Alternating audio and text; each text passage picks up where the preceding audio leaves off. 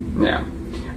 You had a series of matches with Scott Steiner, who had changed a lot since the first time you were around the territory. What do you remember about those matches? Chaos. Yeah. He was so, man, I don't know what his problem was. He was just so, I don't know. He just couldn't calm down. He was just, cussing everybody, screaming at everybody, the referees, the people in the back, just, I don't know if it was, his first really solo stardom deal. Like, I don't know if you know this or not. He would they'd say go out and do an interview about Sting, and then halfway through it, he's cussing Hogan. It's like, what's going on here? Everybody look at each other, go, and I don't know what was his problem in the WWE, why he didn't last there, but I knew he wasn't going to last there either, because you're not going to talk to people like that there for very long. Yeah. Yeah. Was he, when you actually got in the ring with him, did he calm down, or was he still, He was so just erratic, man. Just nervous as I don't know what. I think the pressure was too much for him. Wow. Of course, I don't know if you, I'm not saying anything anyone doesn't know.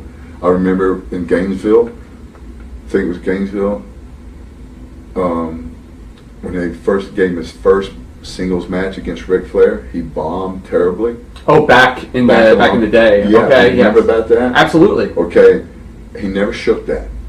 Never shook that, and that's why I still say that Rick was the better of the two. Rick had all the tools, in my opinion, to have been anything he could have wanted to be. He could have been the next Steve Austin, because he had credibility, he had physical gifts, he could do those awkward things like the thing off the top, all those things that a lot of people couldn't do, and he had that word credibility.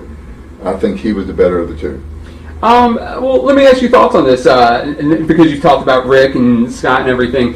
And I don't know if you know this, you might, but it's been documented by everybody involved that Rick Steiner was actually supposed to go over on Ric Flair at Starrcade '88 in under 5 minutes for the world title in somewhat of a squash. It was Dusty booking at the time, and Flair went above Dusty to Turner or Crockett and got it changed. Well, he did that to me too. Really? I was supposed to have won the belt that night in Chicago at Halloween Havoc against Sting.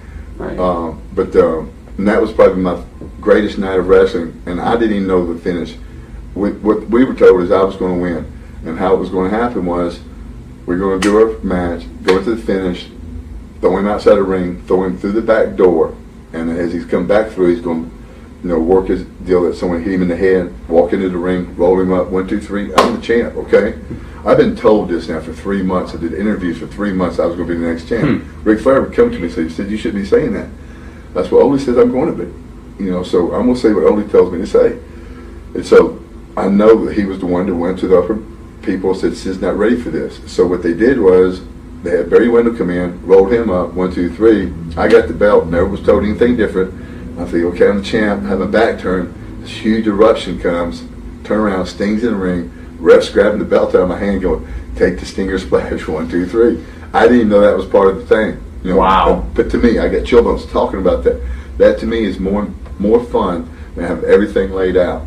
And we fooled everybody. We fooled the boys. And when you fool the boys, and that's what I learned that night, and I do it in some of my matches sometimes, I try to be really physical and really make everybody think I really hate that person while I'm out there, because I know if you fool the boys, you fool the people. Looking for a great way to cut weight and look great? Well, it's time to check out Finergy.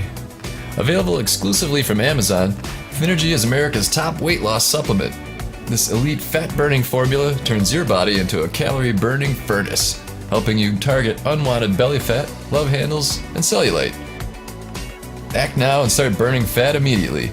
Coupled with diet and exercise, Finergy is the fastest, best way to meet your weight loss goals.